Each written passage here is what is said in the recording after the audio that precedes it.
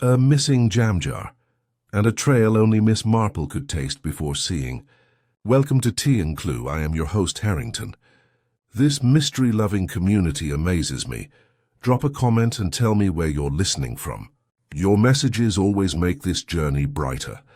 Let's begin. The afternoon had the kind of brightness that made lace gloves look whiter and tempers look better than they were. St. Mary Mead's annual garden and produce fete was in full, bustling order on the vicarage lawn. Bunting sagged a little in the heat. Jar lids flashed like coins on trestled tables. Bees, intent and businesslike, made their own survey of the sugar supplies. Children ran in zigzags between stalls, where the Women's Institute murmured over Victoria sponges with the gravity of judges at the Old Bailey. A handbell rang now and then to announce a raffle, a tug-of-war, a hymn. Everything had the well-worn comfort of a ritual, where everyone knew precisely where to stand and precisely whom to find irritating. Miss Marple sat in the shade of a lime tree with her knitting, the pale blue wool pooling in her lap like a small summer cloud. She had, as she often did, the look of someone content to let life pass through her spectacles as unobtrusively as the thread through her needles. Now and then her eyes moved, and one might have thought she noticed very little. Those who thought so had never been mother's helps, nor paid attention in the back pews, nor kept their minds tidy. She noticed the heat making the rector's collar wilt.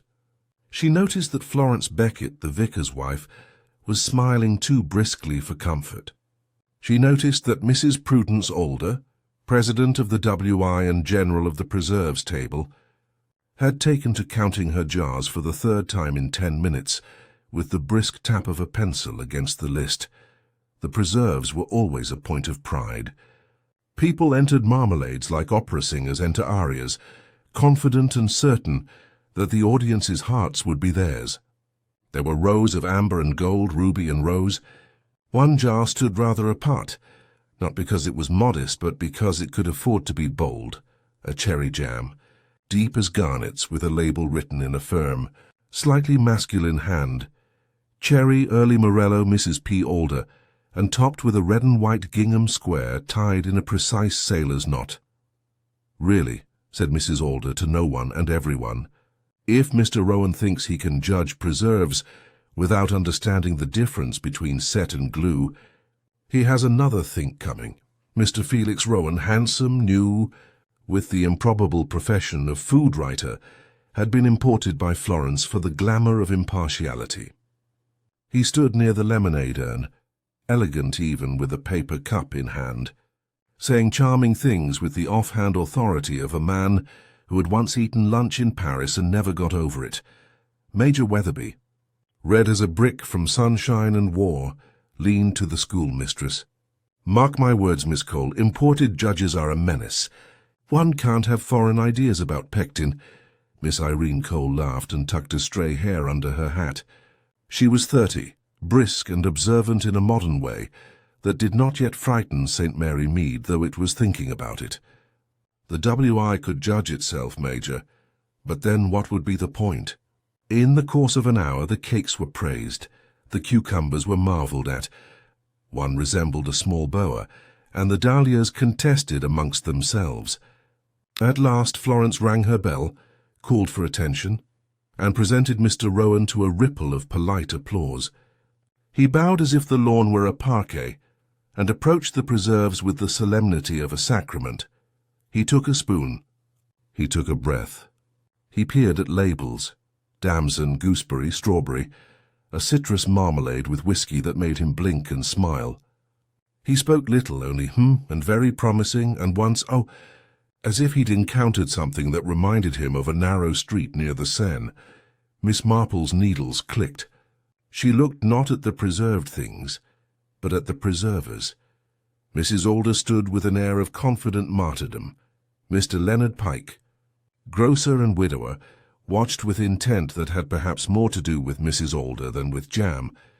Ada Sims, out of service for the day and flushed with the importance of being permitted to sell tickets, drifted close with the aimless magnetism of a moth toward light. Dr. Lionel Brent tasted lemonade, grimaced at the sugar, and cast a professional eye upon the crowd, as if totting up likely patients. Mr. Rowan tasted Mrs. Alder's cherry last, for the flourish. He poised the spoon, and it happened that a bee came to investigate, and Ada, who feared bees, flicked her hand too near the jar, and Florence said, "Oh, Ada, do take care." And in the instant of these small and ordinary things, the jar was not where it had been. There was a space, a round, clean, astonishing absence, where the cherry jar had stood between a bashful apricot and a bossy plum.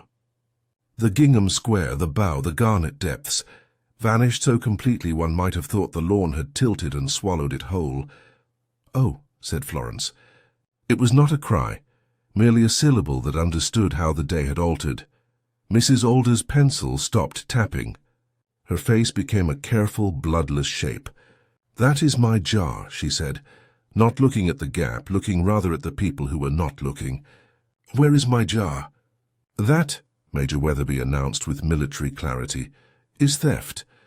"It must have rolled," said Miss Cole, "though jars do not roll."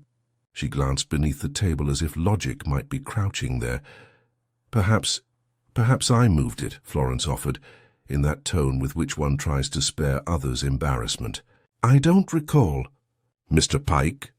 The grocer's mouth worked. "I've been at the lemonade. Everyone knows I allow credit." He stopped, because that sentence had begun in innocence and found itself in an alley. Mr. Rowan set down his spoon very gently, as if the air were suddenly delicate. "How curious," he said. "I was so looking forward to it too." The WI, with energy and condemnation, began an immediate search. People lifted cloths and peered beneath plates, as if a cherry jam might be shy. Ada, frantic with usefulness, upset a stack of paper cups. Someone knocked the spoon box, and there was an agreeable chime of tin on turf. The bee, whose opinions had started the matter, went indifferently onto the sponge cakes. Miss Marple did not rise. She noticed instead a little crescent of sticky red on the wood, not a smear which suggested clumsiness, a crescent which suggested a careful lifting and a brief, decisive pause. She noticed a thread of red and white on the grass, not torn but cut, snipped with something sharper than Ada's fluster. And she noticed, with that small private pleasure one takes in recognizing a pattern, that the sailor's knot had been retied earlier by someone left-handed. It made a difference, all that. "Mrs. Alder," Florence said at last, desperate to keep the day from changing into something it was not meant to be, "I'm sure it will turn up. We can judge from the remainder." "We shall not," Mrs. Alder said. "It was my best. It was my mother's recipe." Her eyes fell briefly upon Leonard Pike, who looked away as if scolded. "Really, this is absurd," Major Weatherby barked. "A jam jar is a jam jar. We'll turn the village upside down." "It is odd," said Mr. Rowan with a smile that didn't quite fit. "Of all things to disappear, why the most conspicuous?" "Because it was the most desired," Miss Cole suggested lightly. But her cheek had a little colour. She, too, had watched the gap open like a missing tooth. Miss Marple glanced toward the side path, a narrow strip of shade running between vicarage shrubs, where one could step away from the press of inspection and be unseen a moment. There was the faintest mark upon the gravel, as if something round and heavy had been briefly set down and lifted. Gravel tells the truth without malice, she'd always thought. People are more complicated. Florence rang her bell again, a teacup clatter of sound. "Please," she called, "if anyone has moved Mrs. Alder's cherry jam for safekeeping, return it at once to the preserves table. This is silly and, well, quite unchristian." No jar appeared. The fete continued with a brittle gaiety, like a tune played too fast. Mothers bought buns. Children tugged at sleeves. Mr. Rowan repaired to the scones and praised the crumb with a politeness that felt like apology. The sun went on shining, as it tends to in the first act of a village tragedy. Later, after the raffle and before the tidy-up, a whisper began. It moved along the stalls as wind moves in wheat, bending heads and making small shivers. Ada Sims had found something at the edge of the shrubbery, a square of red and white gingham, cut cleanly at one corner, stuck to a smear of cherry that had gathered a little dust. She had also found, under the bench behind the lemonade urn, a label, Cherry Early Morello Mrs. P. Alder, with the ink rubbed as if by a careless thumb. The jar itself was nowhere. Miss Marple folded her knitting and stood. She was not, after all, made of wood. People will conceal what they care for and reveal what they fear, she reflected. And cherries have a way of being connected with both. It is a curious thing how a missing jar can make a village feel defrauded, as if the order of things had been tampered with. And it is a more curious thing how before dusk fell, that absence would be joined by something far more serious. But for the moment the afternoon held its breath, and Miss Marple, mild and tidy, went to look more closely at a mark in gravel that everyone else had stepped over. Even in the heat, the gravel kept its confidences. Miss Marple bent and examined a faint ring in the path, the slur of grit where something round had been set down and lifted again. A jar will do that when hands are occupied. Retie a cloth, check a label, steady a tremor. The mark led toward the wicket gate the verger used for chairs. Through its slats ran a ribbon of lane dust, finer than the vicarage path. Lime blossom brings bees, Dr. Brent said. They make people foolish. They rarely make them dishonest, Miss Marple returned. Foolishness is an excuse borrowed after the event. Mr. Rowan drifted near. I have the uncomfortable feeling I've brought bad luck, he said. I meant to save Mrs. Alder's cherry for last. Finales occur whether we arrange them or not, Miss Marple murmured. You write with your left hand, Mr. Rowan. Mostly, he said. A schoolmaster beat it out of me for a bit. Why? Oh, no reason at all. He retreated. His shoes carried a veil of lane dust, rather than the coarser crumbs from the vicarage gravel. She noted it and let it go by. Ada Sims, striving for redemption, polished paper cups and produced for Mrs. Alder the rescued gingham and label like trophies. Mrs. Alder accepted them as a woman pockets letters. Leonard Pike hovered before offering, I'll fetch you new cloth, Prudence. I shall not need it, she said too quickly. Miss Cole looked away to hide an amused mouth and perhaps a small pity. Tidy up began. The urn sighed its last onto Florence's roses. Bunting came down. Then Ada cried out again, and this cry could not be shooshed. Behind the yew hedge near the compost heap lay a delicate explosion of glass and, upon a flat stone, a glossy smear of red. Wasps had convened at once. Stand back, Dr. Brent called. Vulgar, Mrs. Alder said, arriving at speed. How vulgar to smash it. Miss Marple peered. Not half a jar's worth stained the stone. On the friable edge of the heap lay two sorts of prints, a broad heel from a good shoe, and a narrower foot turning inward at the toes, the way people walk when shoes are a bother. The dented lid had rolled into grass. The cut thread lay like a tiny barber's snake. Florence's hand trembled on Miss Marple's sleeve. We shall have to telephone, shan't we? The police. The police will be told whether we wish it or not, Miss Marple said, and it proved true within minutes. The new constable arrived and took out a notebook as if it might frighten someone into confession. Statements were offered like biscuits. Major Weatherby demonstrated thrice the proper throwing motion. Florence brewed tea for those who could bear it. Mrs. Alder declined tea. Leonard Pike had gone for twine and not returned. Mr. Rowan, having wandered off to be out of the way, had not returned either. In the village's arithmetic this became an addition. Ada's small dog nosed along the path and unearthed a handkerchief pressed in damp earth, white cotton with a border of printed cherries. In one corner, a red-stitched initial, C. Major Weatherby, boomed, "Cherry for cherry." Miss Cole said dryly, "Many people are a C."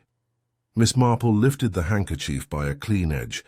It smelled faintly of scent and of something bitter, like the pit in fruit or the old sleeping draughts country people keep, just in case. Evening stretched the lawn into long politeness. The constable made notes. The crowd made theories. Through it all Miss Marple watched the wicket gate. In the flake of its paint, She saw where an older lock had been replaced neatly by a newer one. She thought of careful hands and left-handed knots, and of someone who wanted a thing destroyed. Mr. Rowan reappeared by the lane, pale and politely smiling, dust to his ankles. "I thought it best to absent myself," he said, "but I see I missed the second act." "It may not be the second," Miss Marple said. "Not the second." She looked at his cuff, where a fine red crescent sat like a shadow that had chosen colour. He rubbed it with his thumb. "Raspberries earlier," he said. "Of course," she murmured. The constable approached. "Ma'am," he said to Florence, "I'll want addresses and the rector's leave to look in the sheds. Best be thorough." "Yes, constable," Florence said. "We must be very thorough." And after thoroughness, thought Miss Marple, simplicity. Someone had wanted to win or not lose, or prevent a triumph. Someone had been humiliated once, and would not be again.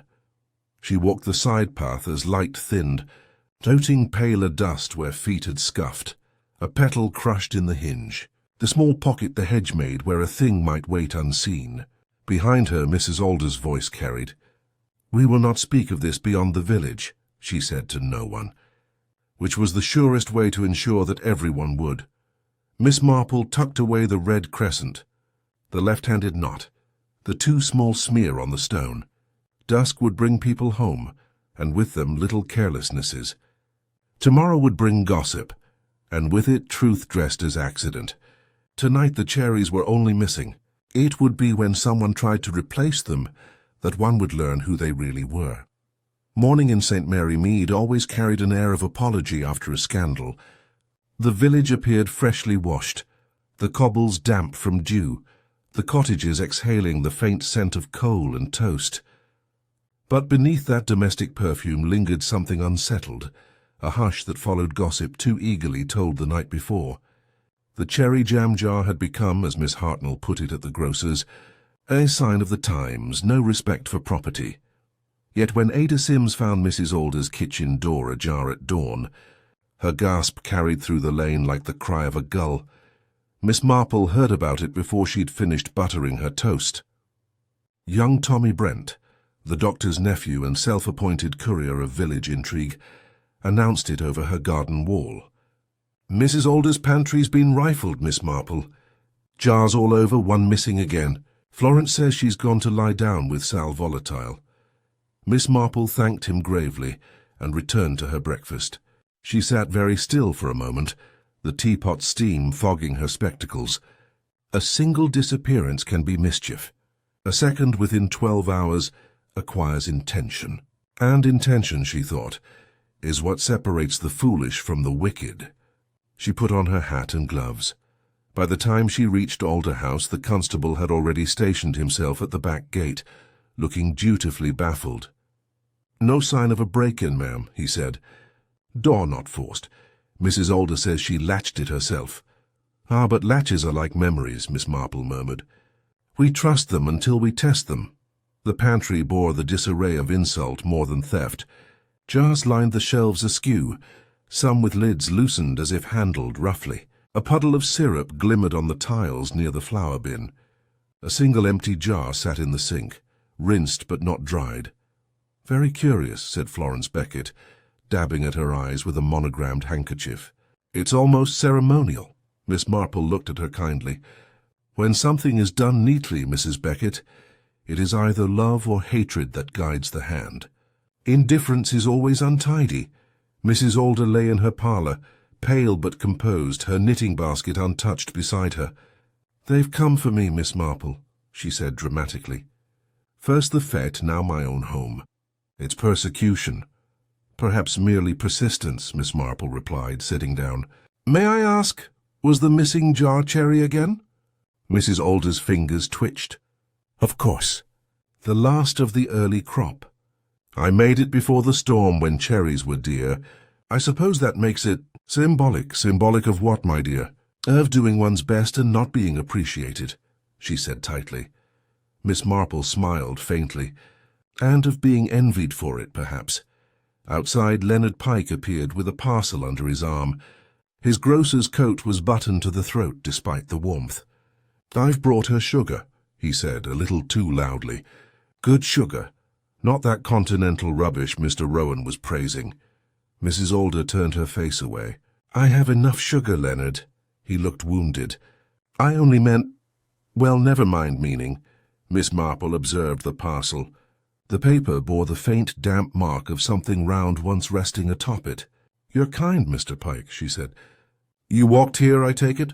"From the shop, yes. Why?" "You'll forgive an old woman's curiosity, but there's red dust on your soles. We haven't that sort near the green. It belongs to the churchyard path, doesn't it?" He blinked. "I cut across, yes. Saves time." "Quite so," Miss Marple said, letting it settle between them like an unopened letter. The constable reappeared with the air of a man who had exhausted his profession's resources. "No sign of anything taken besides that one jar, miss." "Then," said Miss Marple softly, "perhaps something was put instead." That afternoon the village seethed with conclusions. Miss Cole assured her pupils that evil always begins in trifles. Major Weatherby suspected communists. Mr. Rowan, at the inn, was overheard declaring that English preserves were as competitive as horse races, and Ada Sims, who had the virtue of being everywhere without meaning, to swore she'd seen someone moving behind the vicarage hedge at 8:30, carrying something under his coat or her coat. Could be either. Miss Marple, meanwhile, brewed tea for herself and reflected. She could not yet see the shape, but she recognized the texture. The village's intricate web of pride and resentment, so fine it trapped only the smallest motives. Someone had wanted not the jam but what it represented: praise, reputation, revenge disguised as ridicule. And now, having struck once too neatly, that person had begun to fumble. At dusk she took her umbrella and walked toward the vicarage lane. The air smelled faintly of fermenting fruit. Near the hedge where the jar fragments had been found, she stopped. There, half hidden among nettles, lay a scrap of linen, white with a faint pink stain. It was not gingham this time, but the corner of a man's handkerchief, finely hemmed, embroidered with a subtle monogram, Fr. She folded it into her pocket and walked on as if she had only paused to admire a bird. At the inn, lights glowed warmly behind lace curtains. Through the open window drifted a low, amused voice. Mr. Rowan was inside, recounting his adventure at the fete to a small, admiring group. "The English," he said, "take their jams like their politics, sweet, thick, and liable to explode." Laughter followed, thin and nervous. Miss Marple entered as unobtrusively as a shadow and ordered lemonade. Mr. Rowan rose gallantly. "Ah, Miss Marple, come to defend your compatriots." "Not at all," she said pleasantly. "Only to ask whether you've lost a handkerchief." He blinked, colour draining slightly. Why, yes, perhaps I have. But surely it's of no importance." "Nothing is unimportant," she said, and sipped her lemonade. "Even cherries have pits." When she left, the murmur in the taproom swelled again. She heard her name, the word busybody, and something about women with time on their hands. It did not trouble her. She had learned long ago that when people grow uncomfortable, they begin to mock. As she reached the crossroads, the church bell struck 7. A thin mist had begun to gather, softening the edges of cottages. Miss Marple looked back once toward the inn, where laughter continued far too long to be natural. Somewhere, she thought, within that sound was a person whose amusement had turned brittle. And brittle things, once cracked, reveal what they've been hiding all along. Tomorrow, she resolved, she would visit Dr. Brent, ostensibly to inquire after Mrs. Alder's nerves, but in truth to ask a far more interesting question: how much cyanide, properly diluted, might resemble the bitterness of cherry stones. Dr. Brent's surgery was a small, square room smelling faintly of carbolic and thyme. The walls bore framed certificates whose dust motes betrayed their age, and a single geranium on the sill wilted as though weary of listening to confessions. Miss Marple sat primly opposite the doctor, her gloved hands folded around her handbag, which contained, as usual, a collection of inconspicuous things: spectacles, pins, and the occasional revelation. You've come about, Mrs. Alder. I suppose, said Dr. Brent, setting aside his stethoscope. Nerves, mostly. The village has given her quite a shaking. Indeed, Miss Marple said mildly, though I think it's less her nerves than her pride that's suffered. The loss of one's best jam is a most particular humiliation. The doctor smiled faintly. True, though I'd have thought she'd more cause for gratitude than distress. Her batch contained, how shall we say it, an unfortunate experiment. Miss Marple tilted her head. Oh, you've examined it? He hesitated. Leonard Pike brought me a spoonful, said it had spilled near the compost heap. He feared the wasps might carry something harmful into the hives. There was a sharpness to it. Not spoilage precisely, but bitterness. Like the taste of crushed cherry stones, which contain prussic acid, Miss Marple said quietly. In very small quantities, of course, but small quantities are sometimes enough. Dr. Brent frowned. Surely you don't suggest deliberate poisoning? In jam? Not at all, she said, eyes mild as milk. Only that someone somewhere knows rather more about chemistry than is customary in a women's institute. The doctor folded his hands. You think the theft was protective? I think, she said, that whoever took that jar did so not to steal but to remove evidence. And that is quite another matter. He regarded her over the rims of his spectacles. You've a curious mind, Miss Marple. Dangerous in the wrong body. In the right one, Doctor, it can be most useful, she replied, rising with a gentle smile. Do let me know if anyone comes to you with sudden stomach discomfort. I have a feeling you may be busier than usual. As she walked back through the lane, the sky pressed low with the promise of rain. In the hedgerows the cherries hung darker now, softening toward rot. She thought of Florence Beckett's fluttering nerves, Leonard Pike's reddened shoes, and Felix Rowan's too easy laughter. It was all too theatrical for St. Mary Mead, too arranged. The village, like a polite drawing-room, hid its tempests behind teacups. Outside the post office, Miss Hartnell hailed her with the excitement of bad news barely contained. Have you heard? Mr. Rowan's fallen ill. Right there at the Swan. They say he's been up all night. Terrible pains, couldn't breathe, doctor sent for. Miss Marple's expression did not change, but her pace quickened ever so slightly. Poor man, she said softly. Food, perhaps, or something he tasted. By the time she reached the inn, the small crowd in front had already achieved the satisfaction of a local emergency. The constable stood at the doorway, looking purposeful and uneasy, while the landlord mopped his brow with a rag that had seen too many spills. Nothing to see here, the constable announced. Dr. Brent's with him. Some sort of seizure. Jam, muttered the landlord darkly. He'd been talking about jam again right before it started. Said he'd cracked the mystery. Inside, the air was thick with the smell of spirits and fear. Mr. Rowan lay on the narrow bed upstairs, his face ashen, his shirt collar damp. Dr. Brent stood beside him, grave and efficient. Poisoning, he said simply when Miss Marple entered. I've sent for the inspector. If he survives the night, it'll be by luck and strong constitution. Miss Marple moved closer, her eyes taking in the bedside table, a glass of water half drunk, a folded napkin, and, neatly placed, a small empty jar with traces of deep red at the rim.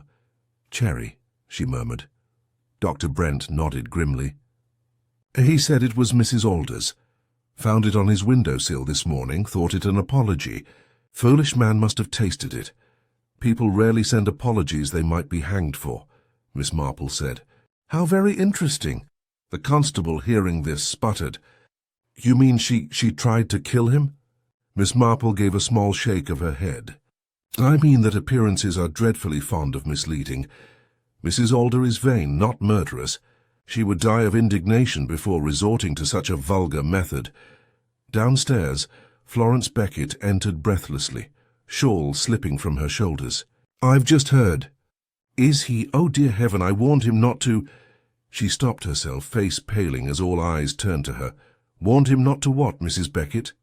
Miss Marple asked, voice soft as linen. Florence pressed her lips together. not to meddle in women's affairs.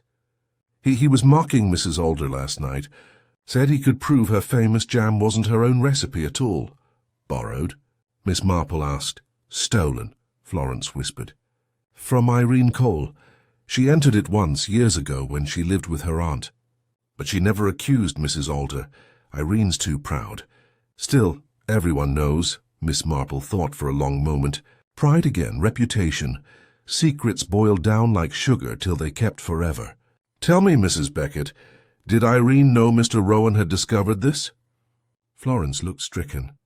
He said he meant to write about it. Something about authorship in the domestic arts. He thought it amusing. Miss Marple sighed.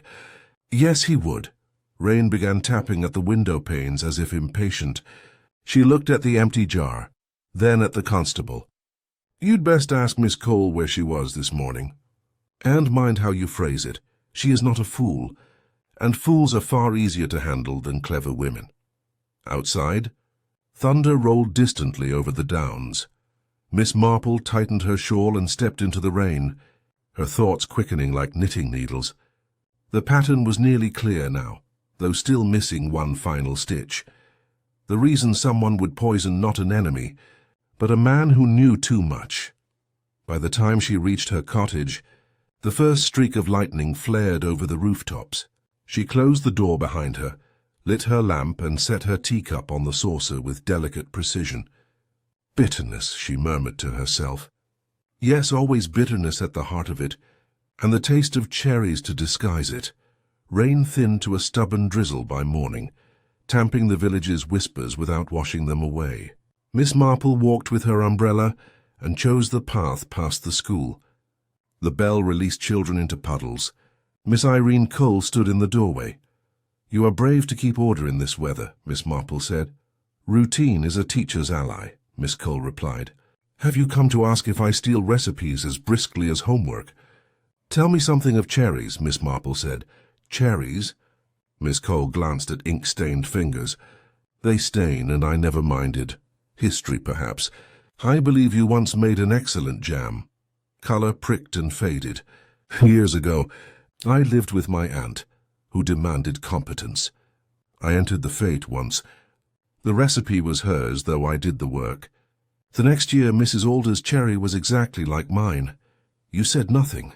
I wanted a life larger than quarreling over jam, Miss Cole said. And Mr. Rowan asked if you minded being copied? He asked if I minded being made invisible, she said. Men enjoy uncovering grievances. Sometimes they are treasures, Miss Marple said. Miss Cole tied a bundle of exercise books, right hand doing the work while her left steadied. The bow lay crisp and symmetric. I found a handkerchief near the vicarage hedge, Miss Marple added. Embroidered with cherries and the letter C, is it yours? No. The answer came quick, then softened. If it is, you may keep it. Mr. Rowan has improved, Miss Marple said untruthfully. He spoke a little.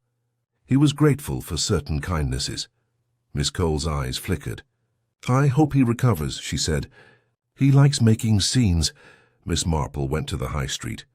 Leonard Pike was setting apples in pyramids that would not hold, looking worn. You are industrious early, Mr. Pike, she said. People eat in a panic after a scare, he muttered. Bread tins, things that keep. You cut through the churchyard yesterday, she observed. That dust is particular. He blinked, then laughed without warmth. Dust is what we end in. I fetched sugar for Mrs. Alder. She refused it. You are loyal, Miss Marple said. Loyalty makes brave men and foolish ones. Better foolish and loyal than clever and cold, he said sharply, then softer. Beg pardon. I don't like seeing her hurt. He tied paper with twine, right hand pulling and finishing, while a stiff left wrist hindered him. At the vicarage, Florence Beckett met Miss Marple with gratitude and dread in her face. Mr. Rowan, she asked. Alive, Miss Marple said. Out of danger, I think. Relief loosened Florence's shoulders. Then apprehension. You warned him not to meddle, Miss Marple added.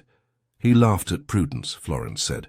He said he'd write about authorship in the domestic arts, as if we were exhibits. That would not do. Miss Marple examined the scullery. A saucer on the draining board held a faint cloudy smear, bitter to the nose. "Do you keep almond essence?" "For cakes. Lock it. And don't lend it. Do you think—" "I think bitterness is convenient," Miss Marple said. "Who came this morning?" "Irene with notices. Leonard left biscuits on the step." A busy threshold. She crossed to the yew hedge where glass had glittered. Grass had sprung back, but gravel remembered. Pale scars showed a heel turning inward. She had seen that turn outside Alder House. A man in a hurry, carrying something he wished both to hide and display. At the chemist's she asked, "Any recent sale of oil of bitter almonds, Mr. Reeves?" "None," he said. "Vanilla is fashionable." "Old fashions return," she murmured. Threads began to lie together, a left-handed knot at the feet, a right-handed schoolmistress and grocer. A handkerchief marked C with a sharp scent, another marked FR, a vicarage saucer with bitterness, a doctor speaking of prussic acid, and a man who laughed until he choked. At her gate she viewed the village as a board: school, shop, vicarage, Alder House, the Swan. The pieces were set. First a little tea. She wrote 2 invitations. The first on pretty paper to Miss Cole. "Do honour me this afternoon. I have a small question about punctuation." The second, to Mr. Pike. "Might I beg your opinion on a grocer's matter? Only a quarter of an hour and there will be scones." Between them, she thought, lay a recipe, a kindness, and a lie. If she poured steadily and said only what an old woman might, someone's hand would tremble and betray whether the bitterness lay in a bottle or in a heart, before the hour she prepared. The parlour was bright. The tray set precisely pot, milk, sugar, and jam, not cherry but damson.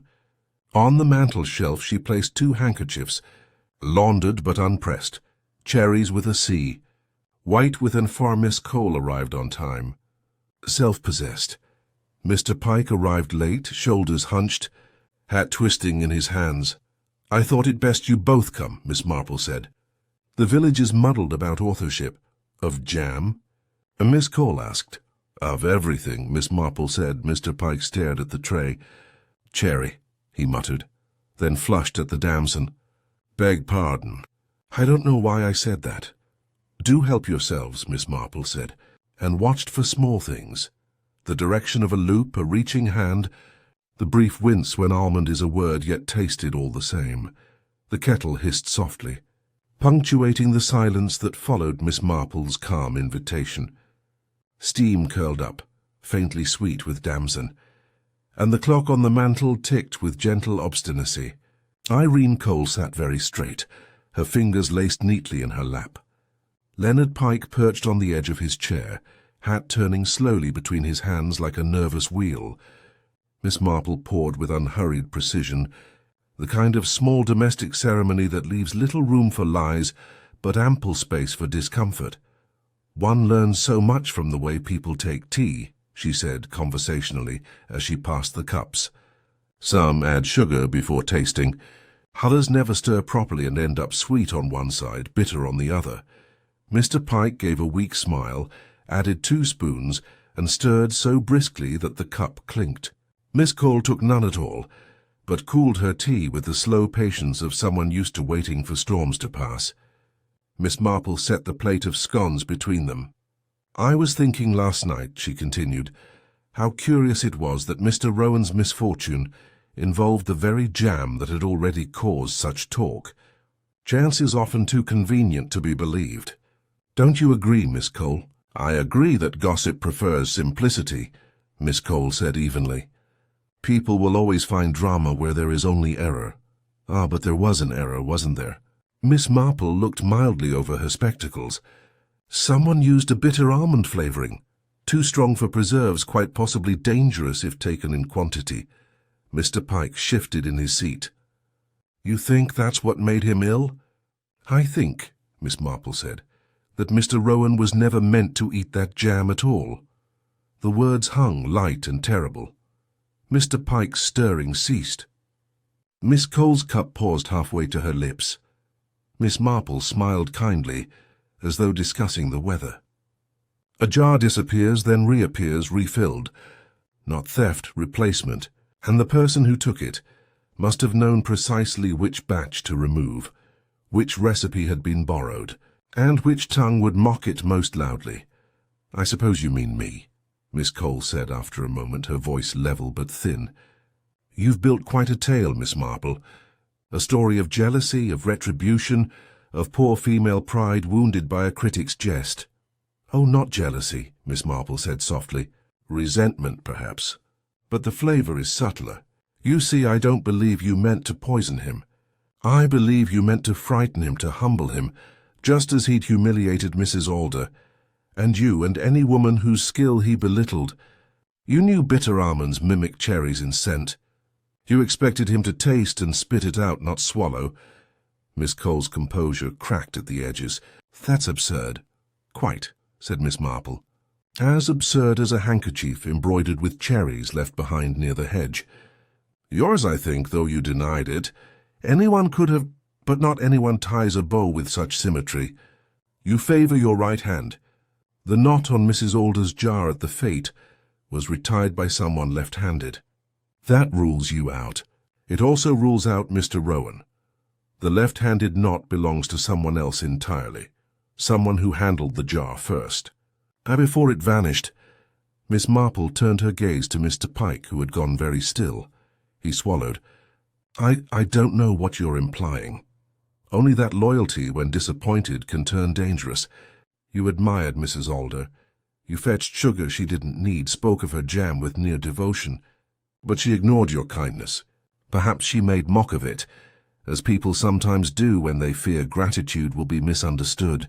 So you decided to protect her reputation and avenge your pride. You took the jar before the fates judging, intending to destroy it when no one was looking. But then Mr. Rowan made his performance of sophistication, and you saw an opportunity to make him pay for every sneer he'd ever dropped into a teacup.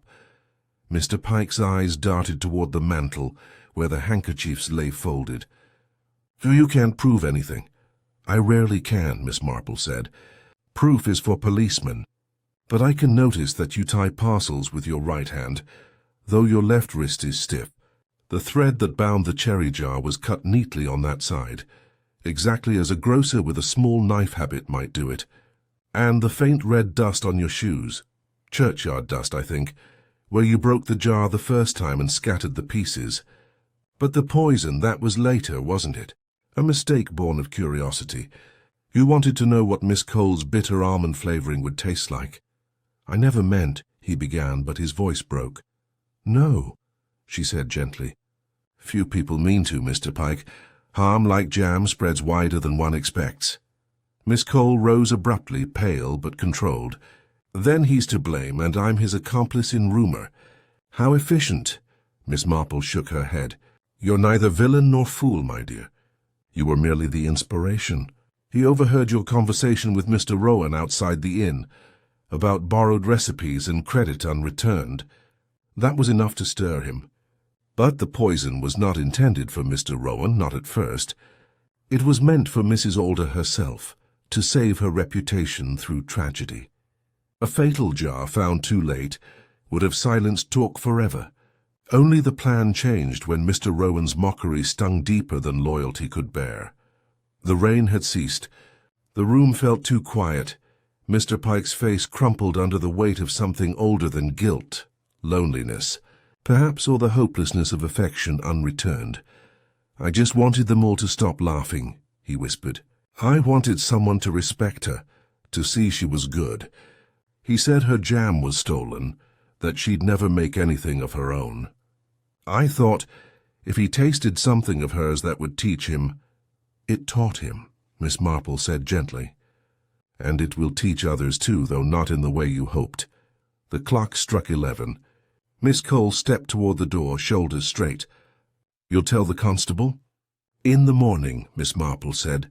Tonight I think everyone should rest. Guilt speaks more clearly after sleep. When they had gone, she poured herself a fresh cup of tea and sat looking into the fire's small, steady glow. The embers clicked softly, like distant knitting needles.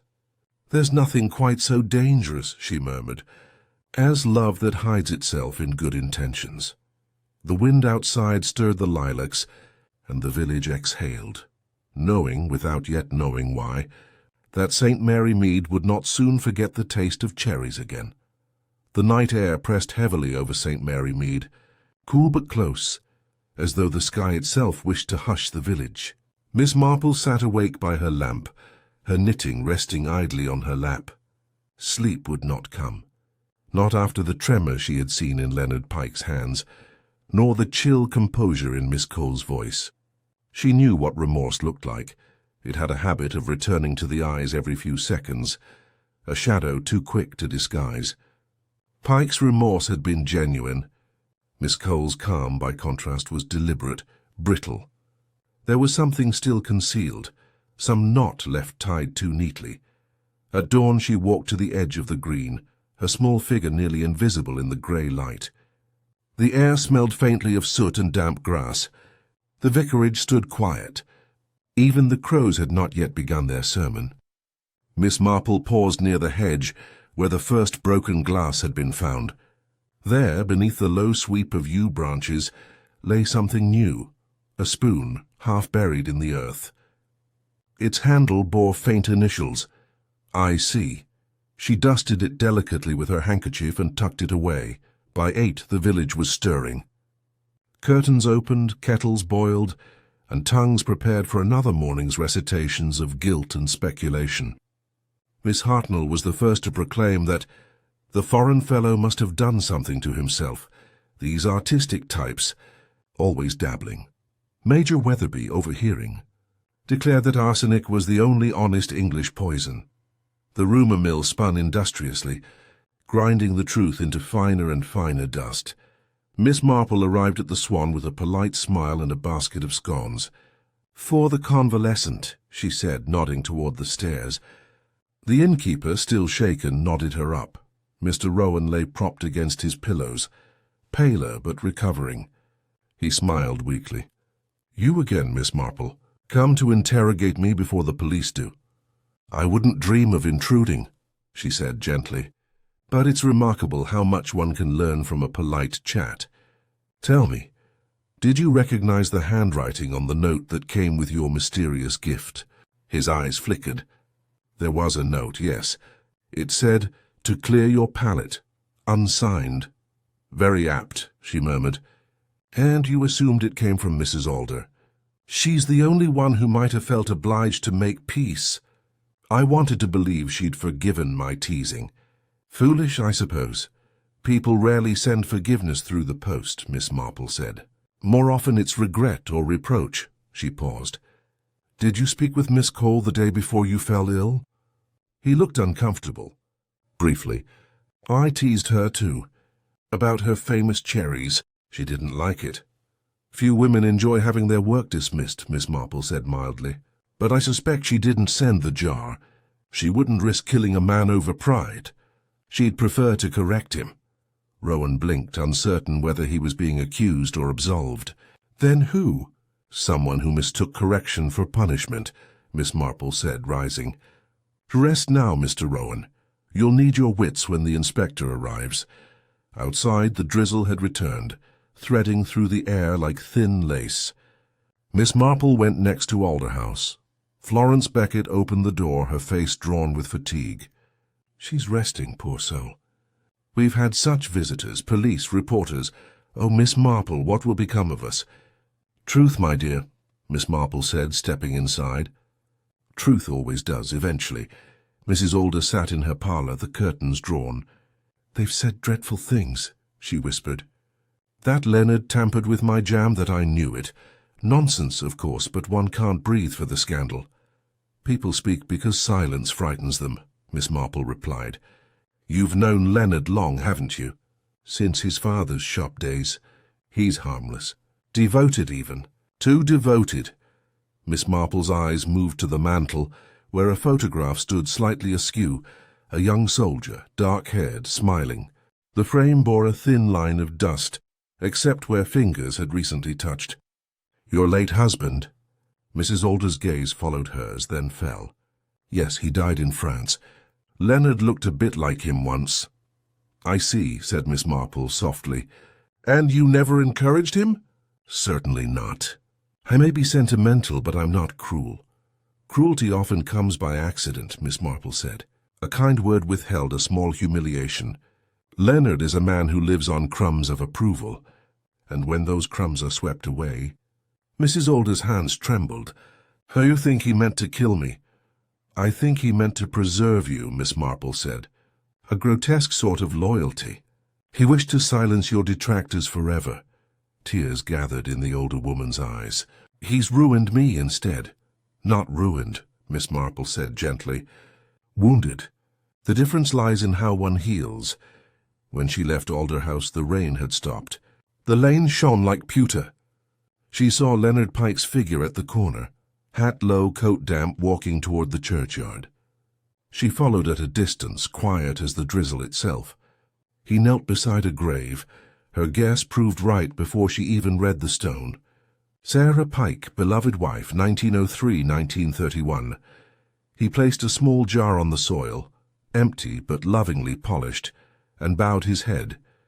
Miss Marple watched a moment before speaking. She was fond of cherries, wasn't she? He startled, turning. Miss Marple, I didn't hear you. She liked them best, you once said. You and your wife made jam together before she passed. It's why the smell lingered with you. That and grief. It can curdle sweeter things. Leonard's face twisted, then softened. It wasn't meant for anyone, not at first. I just wanted her remembered. I used her recipe, our recipe. Mrs. Alder's pride made it famous, but it was never hers. And when Rowan mocked her, I felt as if he'd spat on my Sarah. And so you taught him a lesson, he nodded miserably. I put the bitter almonds in to spoil the taste, nothing more. I thought he'd laugh and throw it away. I didn't know he'd swallow it down. People do swallow pride easily, Miss Marple said. That's the most dangerous poison of all.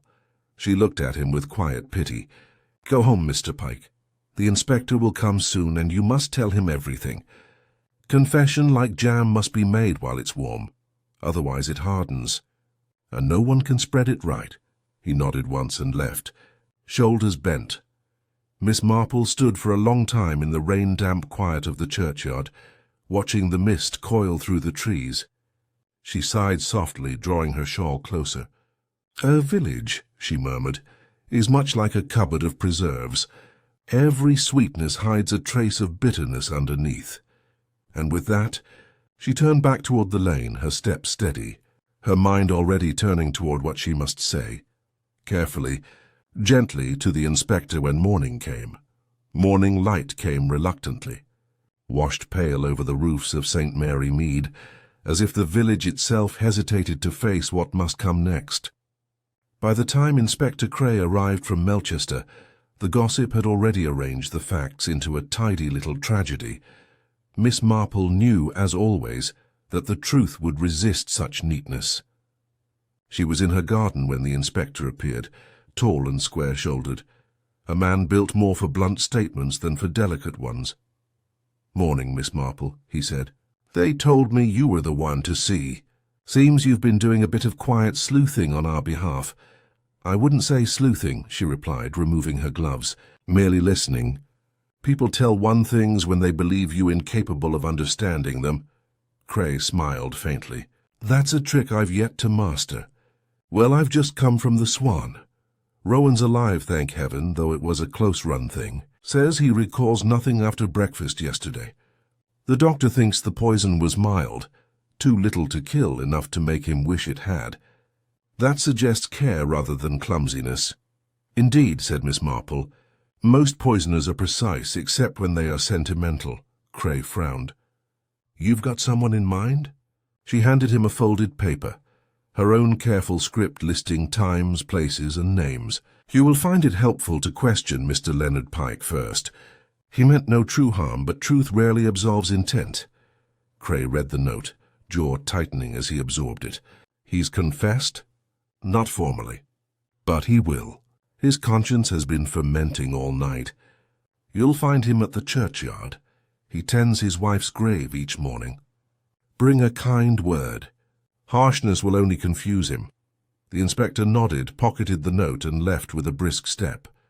Miss Marple watched him go, then turned back to her roses. She trimmed one bloom delicately. Men, she murmured, never quite believe hearts can be as dangerous as hands. By midday the church bell tolled once, not for a funeral, but for news that had already spread faster than any sermon. Leonard Pike had confessed everything. The substitution of the jar, the bitter almond extract, the plan that turned too cruel. He had been taken quietly to Melchester, not in irons but under gentle guard. There was relief in the village, of course, the kind that follows a fever's breaking, but also a certain disappointment. People prefer villains to be less ordinary. Miss Marple went to see Mrs. Alder that afternoon. The widow sat rigid in her parlour, eyes fixed on the empty space where her photograph had stood. "They say he loved me," she said flatly.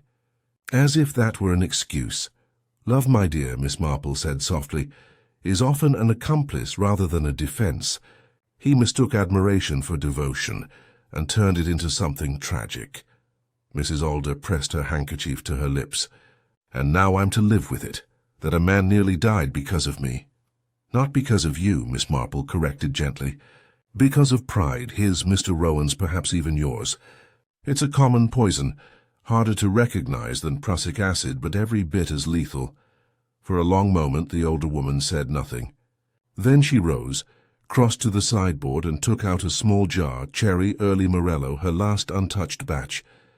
"You should have it," she said. "You seem the only one who can taste bitterness and still find it instructive." Miss Marple smiled faintly. "I'll keep it as a reminder, though I rather think you should enter it again next year. Life like jam should be preserved only when it's still sweet." When she left Alder House, the air smelled faintly of wet earth and lilac. At the corner, she met Irene Cole, who was walking home from the school, a stack of papers under her arm. The younger woman paused. "So it's over," she said. "Leonard Pike has confessed." "Yes," Miss Marple said. "But confession only closes one door. It opens several others." Irene hesitated. "You think there's more to it?" "I think," said Miss Marple, "that you knew he'd done it before the police did." The teacher's composure flickered. "He came to me yesterday evening. He wanted to tell Mrs. Alder himself, but he was frightened. I told him to wait, that perhaps it would be kinder to let silence do the work. I was wrong. Silence," Miss Marple said, "is only kind to the innocent." Miss Cole nodded once, eyes shining with unshed tears. "Do you ever tire of understanding people so well?" "Often," Miss Marple said. "But it's rather like breathing. One can't stop without consequence." They walked together as far as the lane where their paths parted. The sun had begun to break through, spilling weak gold over the village roofs. Children's laughter drifted from the green, an ordinary sound, almost shocking in its normalcy.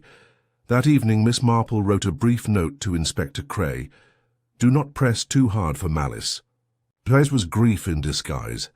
"Ensure he is treated gently." She sealed it, then sat by her fire with the gifted jar before her. The jam glowed darkly in the lamplight like a captured sunset. She thought of the fete, the laughter, the missing jar, the whispered pride, the terrible simplicity of hurt feelings turned deadly. At 9, a knock came at her door. It was Florence Beckett, looking uneasy. "I shouldn't trouble you, Miss Marple, but something's gone wrong at the vicarage. It's Mrs. Alder. She's fainted." Miss Marple rose at once, her shawl falling from her shoulders. "Tell me everything." She'd gone to see Mr. Rowan to apologize. "The maid says he wouldn't see her. Sent word through the doctor that he wanted peace. She came home shaking, said she'd make herself tea, and then, oh, it was dreadful. I found her on the floor." Miss Marple's lips thinned. "Call the doctor." "I'll go ahead." By the time she reached Alder House, the lamplight burned unevenly through the windows.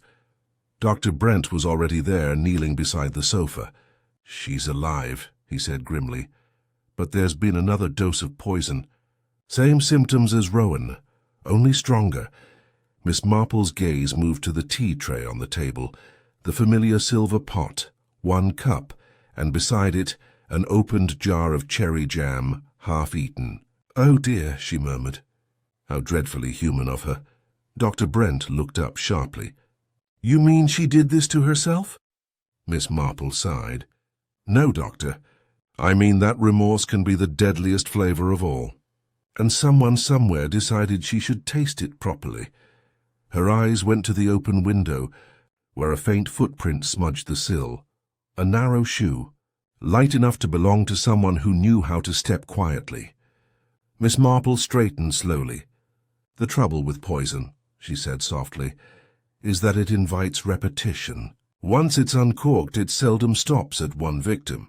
Outside, the wind stirred through the garden, shaking the branches of the cherry tree, until a few dark fruits dropped soundlessly to the ground.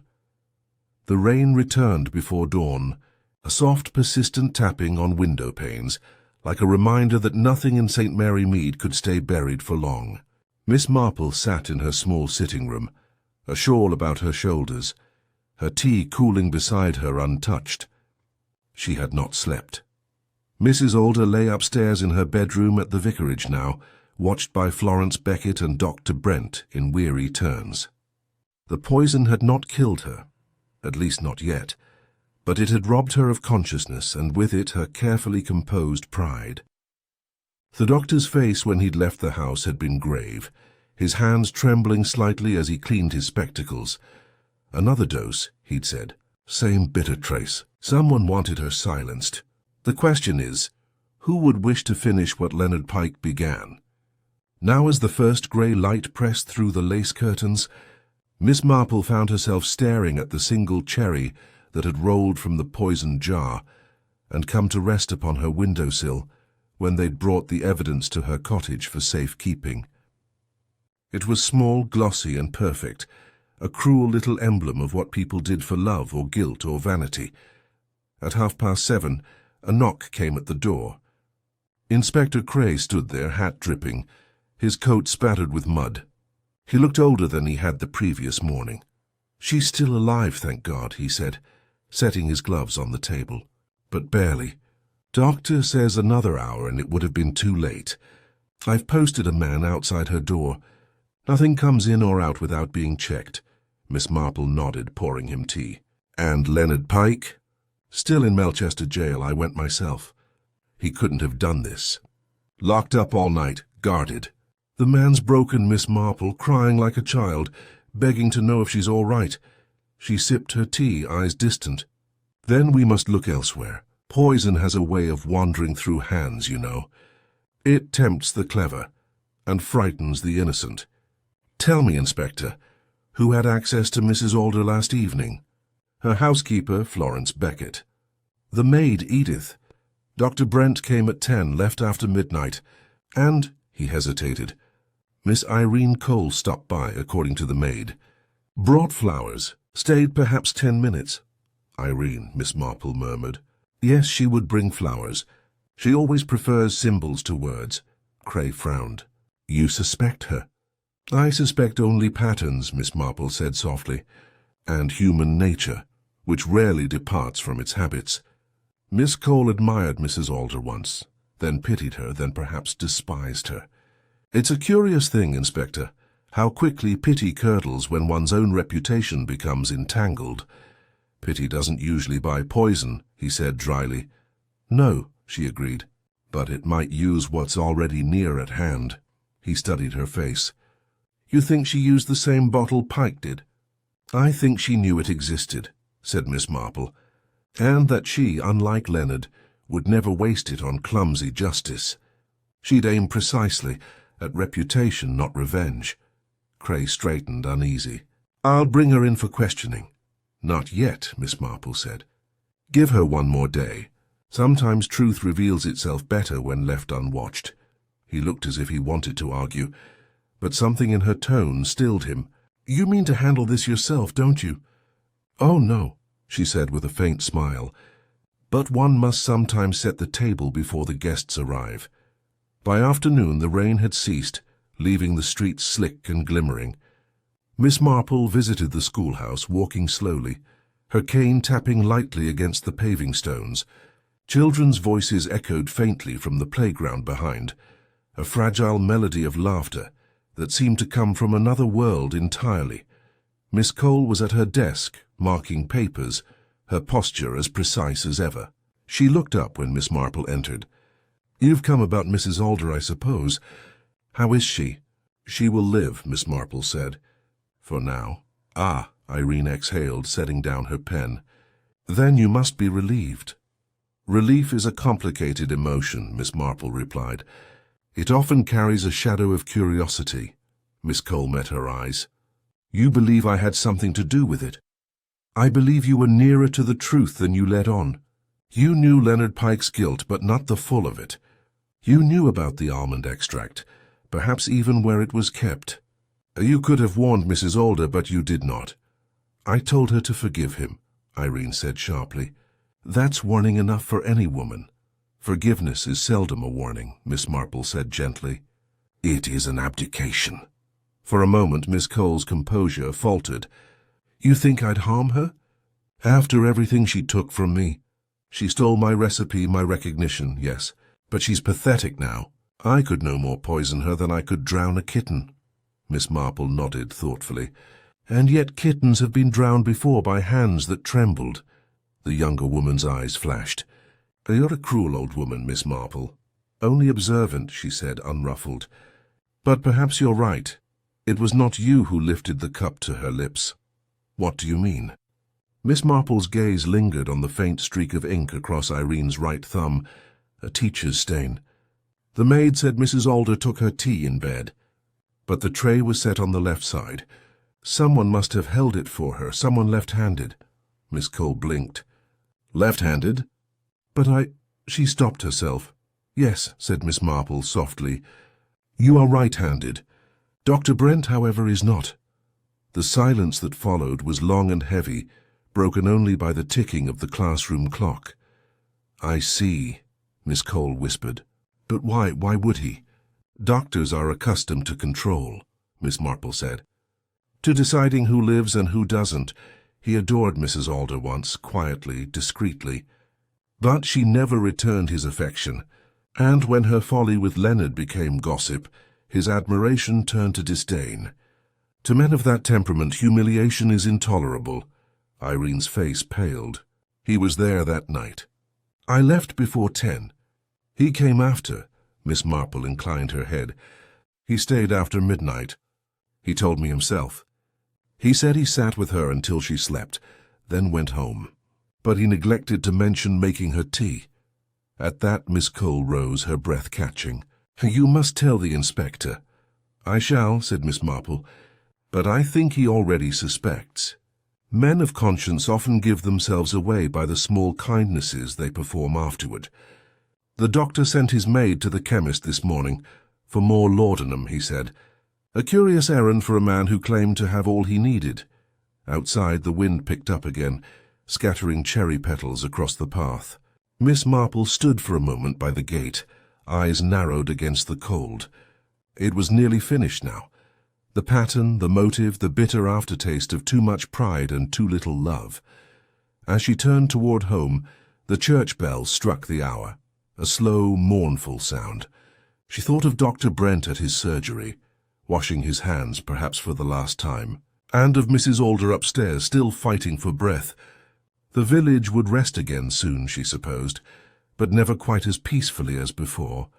The wind swept across the lane, lifting stray petals from the cherry tree and sending them spiraling into the pale morning. Miss Marple, her shawl drawn tight, stood before Dr. Brent's surgery door and rang the bell. It opened too quickly. He had been waiting, she thought. His eyes, ordinarily mild behind the spectacles, were bloodshot and sharp. "Miss Marple," he said, forcing civility, "if you've come to ask after Mrs. Alder, she's resting as comfortably as can be expected." "I know," she said. "The inspector told me." "May I come in?" "There's a matter of timing I'd like to clarify." He hesitated, then stepped aside. The surgery smelled of antiseptic and wilted flowers. A tray of instruments gleamed near the window. On the desk lay a prescription pad, one corner curled as though recently torn. "I won't keep you long," Miss Marple said, removing her gloves. "The village is dreadfully agitated, you know. People will say foolish things until someone puts them right. Then by all means," he said. Let's put them right. She looked at him kindly. You were with Mrs. Alder the night before last, were you not? The maid said you made her tea. A considerate gesture. His expression tightened. She couldn't sleep. I thought a little warmth might calm her. Indeed. But you didn't use the household pot, did you? The maid's memory insists she found it untouched. He stared at her. You've been talking to everyone, haven't you? One learns more that way, she said. You see, I imagine you used your own kettle, the one you keep for late work here. You would have had the same spoon, perhaps even the same small bottle of flavouring you tested after Leonard Pike's confession. Bitter almond, wasn't it? To confirm his story? His face blanched. I think, Miss Marple said gently, you were frightened, not of Leonard Pike, but of what might follow. If Mrs. Alder recovered her composure, she might have spoken freely. She might have told the inspector about your visits, about your attentions, and that would not have suited a man so devoted to his reputation for restraint. Brent sank into his chair, his hand gripping the desk edge. You've no proof? No, she said. Only the shape of truth, which fits rather neatly around your actions. You came to her that night not as doctor but as man. You meant to make her sleep, perhaps forever, to save her from scandal and yourself from ridicule. Only as fate would have it, she lingered. He rose suddenly, pacing to the window. The rain streaked down behind him like bars of grey glass. Do you understand what it's like to love someone you can't save? Yes, said Miss Marple quietly. But most of us manage not to poison them. He turned, eyes blazing. It wasn't murder. It was mercy. She was broken, shamed.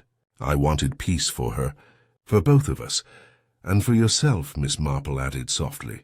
Peace that comes without consequence. But conscience, Doctor, is rarely so obliging. For a long moment he said nothing. Then, as if a string had been cut, his shoulders slumped. You won't find the bottle. I threw it in the fire. She inclined her head. You're quite right. I shan't find it. But the inspector will in the ashes. The stopper won't have burned. He sank heavily into his chair. Tell him then. Let him do his worst. I'll tell him, she said, but gently. You see, I think you truly believed you were sparing her. That's what makes it all so tragic. Outside, the sound of carriage wheels drew nearer. Inspector Cray's trap, punctual as a sermon. Miss Marple went to the door and opened it. He's here, she said softly. It would be best to tell him yourself. Brent nodded, his voice barely audible. She was already dying inside, he murmured. I only hastened what was coming. Miss Marple watched as the inspector entered, hat dripping, his tone brisk. Within minutes the confession unfolded, halting at first, then steady. Brent spoke without bitterness, like a man describing an illness whose symptoms he'd finally diagnosed. When it was done, he stood, buttoned his coat and followed the inspector out into the drizzle without looking back. The village learned by evening. Mrs. Alder survived, though weak and shattered. Leonard Pike was released, his guilt exchanged for pity. Miss Cole closed her school for a week, claiming illness. And St. Mary Mead, as villages do, absorbed the scandal into its bloodstream, until it became merely another cautionary tale told at tea. A week later, Miss Marple sat once more at the vicarage garden, knitting while Florence Beckett arranged flowers for the altar. The air smelled of cut grass and rain. Terrible business, Florence said, shaking her head. One never knows people, do we? One does, Miss Marple replied, but one prefers not to admit it. It's easier to believe wickedness belongs elsewhere. Florence sighed. Do you think she'll ever recover? In body, yes. In pride, perhaps not. But she may learn gentleness, which is rarer and far more valuable. They sat in companionable silence. Bees hummed over the last of the summer roses. On the table beside her lay the untouched jar Mrs. Alder had given her. Cherry, early Morello, its dark heart glinting in the sun. Miss Marple smiled faintly, twisting the jar so that the light caught the red within. Strange, she murmured. People think evil must be noisy, dramatic. Yet it so often hides in the most domestic things. A recipe, a cup of tea, a little too much pride.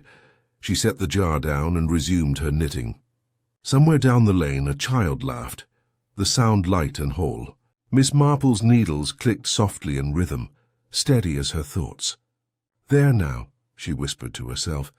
"That's the pattern finished." And in St. Mary Mead peace returned, fragile, imperfect, but peace all the same. The vicarage garden glowed with late summer sunlight, as if St. Mary Mead itself had chosen to forget the shadow that had so recently crossed its quiet lanes.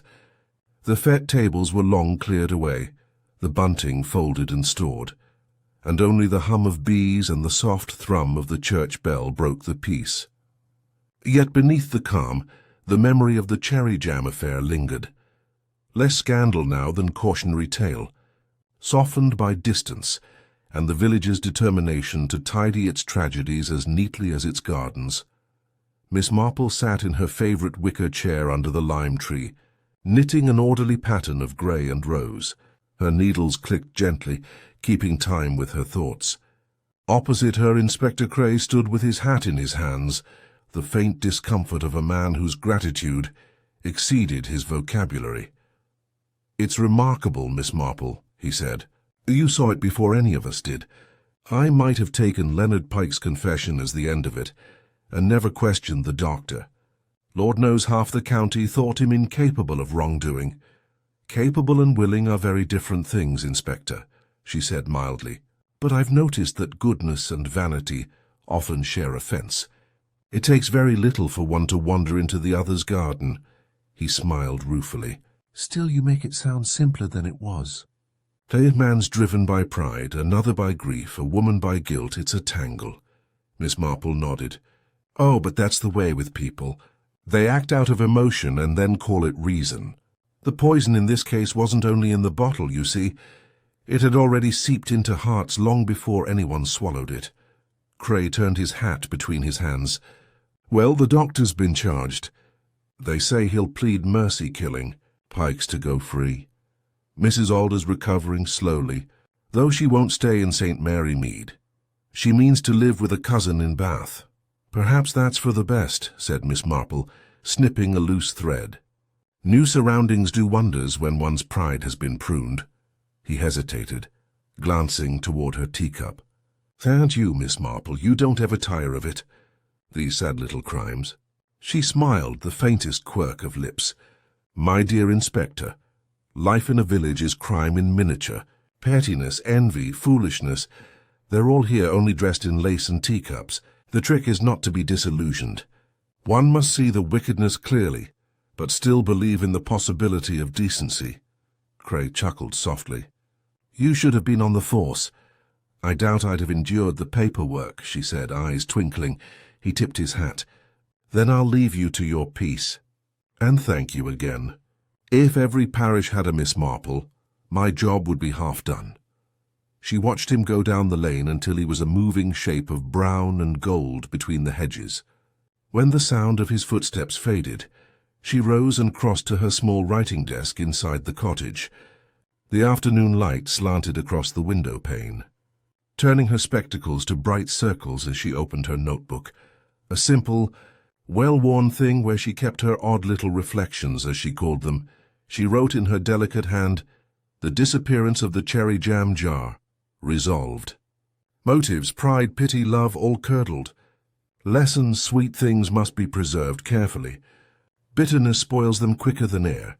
She paused, tapping her pen thoughtfully. Outside, the church bell marked the quarter hour. She thought of Mrs. Alder, frail but alive. Of Leonard Pike, free but haunted. Of poor Dr. Brent, dignified even as he faced disgrace. None of them, she reflected, had truly wanted harm. But intentions, like cherries, can turn sour in a single night. The kettle whistled faintly, and she poured herself another cup of tea. A breeze fluttered through the curtains, carrying with it the scent of cut grass and the faintest trace of fruit. Perhaps from her neighbour's orchard, perhaps from the memory of that fateful fate. She smiled to herself, a small private smile of understanding. When Florence Beckett stopped by a little later, Breathless with news that the WI had voted to hold another preserve competition next year, Miss Marple merely said, "How delightful." "I do hope they've learned to label their jars properly." Florence giggled nervously. "You'll come, of course." "Oh, certainly," Miss Marple said, setting her cup down. "But this time I think I shall only observe." That evening, as dusk settled over the village, Miss Marple sat by her window watching the last light fade from the sky. Somewhere down the lane a boy was whistling, and the faint smell of baking drifted from the vicarage kitchens. Life was returning to its familiar rhythm, though she knew, as surely as she knew her stitches, that peace in St. Mary Mead was always a temporary arrangement. She looked once more at the small jar of cherry jam on her mantel, the one Mrs. Alder had given her before leaving. Its ruby depths caught the glow of the lamplight, beautiful and still. On its label, written in careful hand, were the words, "To Miss Marple, who sees sweetness through the stone." Miss Marple smiled, a quiet satisfaction touching her eyes. "Well," she said softly, "one mustn't waste what's been so dearly earned." And with that, she took up her knitting again, the needles clicking steadily in the dim room while outside the first stars bloomed above the rooftops of St. Mary Mead, bright, distant and perfectly untouchable, as all truths are once they've been seen clearly.